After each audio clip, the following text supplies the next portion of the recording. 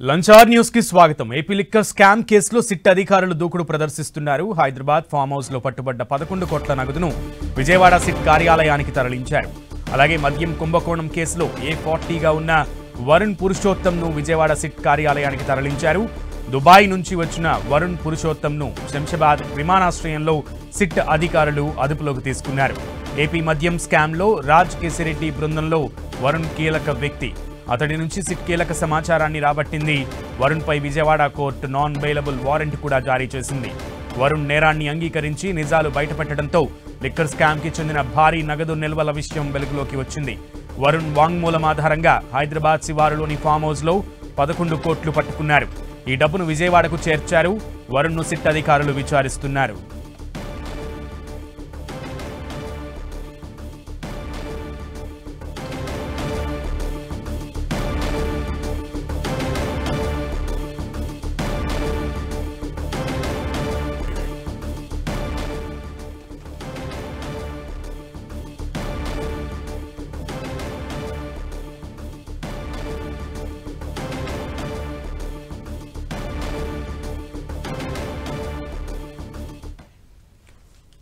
Liquor scam కేసులో డొంక కదులుతున్నటువంటి దృశ్యాలు ఒక్కొక్కటిగా వెలుగు చూస్తున్నాయి। హైదరాబాద్ ఫామ్ హౌస్ లో 12 పెట్టెలు 11 కోట్ల రూపాయలు బయటపడ్డాయి। పూర్తి సమాచారం మా ప్రతినిధి విజయ్ చంద్రన్ ని అడిగి తెలుసుకుందాం। విజయ్ చంద్రన్,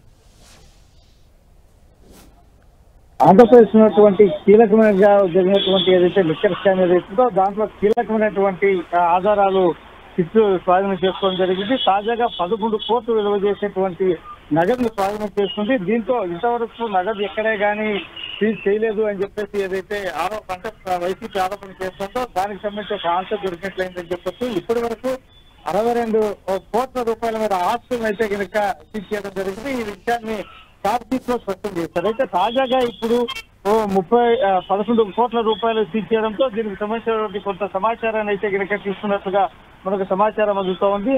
హైదరాబాద్ లో దీనికి సంబంధించినటువంటి ఈ నగదు దాచిపెట్టడం జరిగింది। దీన్ని దాచిపెట్టడం ద్వారా ఇప్పుడు ఎవరైతే ఈ నిందితులను ఇచ్చినటువంటి పక్కా సమాచారంతోనే ఈ వరుణ్ అరెస్ట్ వరుణ్ పురుషోత్తం ఏదైతే కనుక సిట్ అధికారులను అరెస్ట్ చేశారో దానికి సంబంధించినటువంటి మనం చూస్తే ఇంకా సులోచన ఫామ్ గెస్ట్ హౌస్ లో 12 అట్టలలో ఈ అట్టపెట్టలు ఏవైతే ఉన్నాయో వాటిని ఈ 11 కోట్ల రూపాయలు గుర్తించి వారిని స్వాధీనం చేసుకోవడం జరిగింది। వాటిన్నింటినీ కూడాను ఇప్పుడు సిట్ కార్యాలయంలోనికి తీసుకొచ్చారు। సిట్ కార్యాలయంలోనికి తీసుకొచ్చారు। సిట్ కార్యాలయంలో దీనికి సంబంధించినటువంటి నగదును కూడా మీడియా ముందు చూపించడం జరిగిందని చెప్పొచ్చు। ఇప్పుడు దీనికి సంబంధించినటువంటి విచారణ అయితే జరుగుతూ ఉంది। ఈ పెద్ద మొత్తంలో దీనికి సంబంధించినటువంటి నగదు దొరకడంతో ఒక విధంగా చెప్పాలంటే వైసీపీ ఇరుకున పడిందని చెప్పొచ్చు। ఈ నేపథ్యంలో మరికొంత సమాచారాన్ని రాబట్టే ప్రయత్నం చేస్తున్నారు। ఇంకా ఎక్కడైనా ఈ నగదును దాచిపెట్టడం జరిగిందా, లేకుంటే దీనికి సంబంధించినటువంటి ఏదైనా మొదటి నుంచి వీరు సిట్ ఆరోపిస్తున్నట్లుగా బంగారు సంబంధించినటువంటి ఏదైనా ఎక్కడైనా దాచిపెట్టడానికి సంబంధించి ఏదైనా సమాచారం దొరుకుతుందనేటువంటికు దానికి సంబంధించిన పూర్తిగా విచారణ చేయడం జరుగుతూ ఉంది। దీనికి సంబంధించి కీలక మలుపు ఏంటంటే ఈ కుంభకోణంలో A40గా ఉన్నటువంటి వరుణ్ ఇచ్చినటువంటి సమాచారంతోనే తెల్లవారుజామున హైదరాబాద్లో సిట్ అధికారులు ఈ ఫామ్ హౌస్ మీద దాడి చేయడం జరిగింది। A1గా ఉన్నటువంటి కేసిరెడ్డి రాజశేఖర రెడ్డి ఆదేశాల మేరకే వరుణ్ చాణుక్య ఈ 12 అట్టపెట్టలో ఈ 11 కోట్లను దాచినట్టుగా అంగీకారం తెలిపారు। 2024 జూన్లో ఈ మొత్తాన్ని దాచినట్లుగా అధికారులకు చెప్పారంటే శంషాబాద్ మండలంలో ఉన్నటువంటి కాచారం గ్రామంలో ఉన్నటువంటి ఈ ఫామ్ హౌస్ లో ఈ సిట్ అధికారులు ఈ దాడి చేయడంతో ఇది వెలుగులోనికి రావడం జరిగింది। ఈ నేపథ్యంలో ఈ ఫామ్ హౌస్ ఎవరి పేరు మీద అవుతుందో రాజ్ కేసిరెడ్డికి సంబంధించిన బినామీలదా లేకుంటే ఈయనకు సన్నిహితులదా అనేది మటుకు విచారణలో తేలాల్సి ఉంది।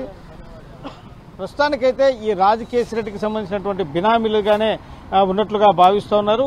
ఇప్పటి వరకు చూస్తే కనుక ఈ 62 కోట్ల ఆస్తులు సీజ్ అయితేనేమి, తర్వాత దీంట్లో ఈ నగదుతో పాటు కొంత భూములు ఇతర ఆస్తులు కూడా ఉన్నట్లు తెలుస్తోంది। 300 పేజీల ఛార్జ్ షీట్ లో ఈ విషయాన్ని స్పష్టం చేశారు। ఇప్పుడు తాజాగా 11 కోట్ల రూపాయల నగదు దొరకడంతో మొత్తం 72 కోట్ల రూపాయలకు ఈ నగదు చేరినట్లుగా మనకు సమాచారం అందుతోంది। ఈ నేపథ్యంలో ఈ మరికొంత మందిని కూడా అరెస్ట్ చేసే అవకాశాలు అయితే ఉన్నాయని చెప్పొచ్చు। ఎందుకంటే ఇప్పుడు క్యాష్ దొరికిన నేపథ్యంలో ఈ ఫామ్ హౌస్ ఓనర్లు అయితేనేమి, తర్వాత దీంట్లో సహకరించిన వారు వారిని మరికొంతమంది సాక్షులుగా తీసుకునే అవకాశం ఉంటుంది, మరికొంతమందిని మళ్ళా తాజాగా నిందితులుగా అంటే నమోదు చేసే అవకాశం ఉంది.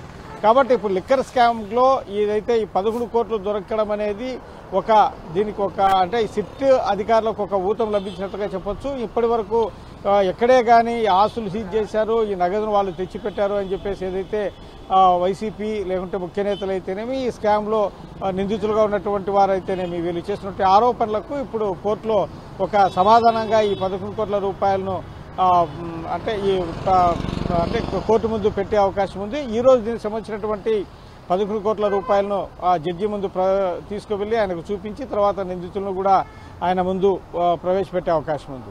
విజయచంద్రన్, అయితే నోటి మాట ద్వారా కేసు నమోదు చేశారు అని చెప్తున్నటువంటి వైసీపీ నాయకుల మాటలకి ఇప్పుడు ఈ సిట్ విచారణలో ఒక్కొక్క విషయం బయటపడుతున్నటువంటి దానికి చాలా వ్యత్యాసం ఉంది. సో సిట్ అధికారులు ఇంకా దూకుడుని ప్రదర్శించేటువంటి ఆస్కారం ఎంతవరకు ఉంది? సిట్ అధికారులు ఇప్పటి వరకు కూడాను వారిచ్చి అంటే స్వాధీనం చేసుకున్నటువంటి కొంత నగదు అయితేనేమి, ఆ తర్వాత సీజ్ చేసినటువంటి ఆస్తులు, దానికి సంబంధించిన డాక్యుమెంట్స్, వీటన్నిటి విషయంగా అయితేనేమి చూస్తే ఇప్పటి వరకు వైసీపీ ఒక ఎదురుదాడి అయితే చేస్తుందని చెప్పొచ్చు. ఏమే కానీ ఆధారాలు లేకోకుండా ఎవరిని పడితే వాళ్ళని అరెస్ట్ చేయడం అయితే ఇదంతా రాజకీయ కక్షలో భాగంగా చేశారని చెప్పి ఇంతవరకు ఎదురుదాడి చేసినటువంటి పరిస్థితి. ఇదే విషయాన్ని ఈ నిందితులు ఎవరైతే ఉన్నారో వారి తరపు అడ్వకేట్లు కూడాను కోర్టులో తమ వాదనలు వినిపించారు. ఇప్పుడు తాజాగా ఈ 11 కోట్ల రూపాయలు స్వాధీనం చేసుకోవడము ఇవి ఆధారాలతో సహా దొరికిన నేపథ్యంలో 11 కోట్ల రూపాయలు తమకు సంబంధించి కావని చెప్తారా, ఈ ఒక్కడి నుంచి తెచ్చిపెట్టారని చెప్తారా అనేది మటుకు కోర్టులో చూడాల్సి ఉంది. ఇప్పుడైతే ఈ కేసులో సంబంధించి 11 కోట్ల రూపాయలు దొరకడం అనేది ఒక కీలకమైనటువంటి పరిణామంగా చెప్పొచ్చు. అంతేకాకుండా ఈ కేసులో ఈ డబ్బులు తాము అక్కడ పెట్టామని చెప్పేసి వీరు ఇచ్చినటువంటి వాగ్మూలం ఏదైతే ఉందో అది వైసీపీ పార్టీని అయితేనేమి తర్వాత ఈ కేసులో నిందితులను అయితేనేమి ఇరకాటంలో పెట్టిందని చెప్పొచ్చు. Okay Vijayachandran, keep updating us. Thank you.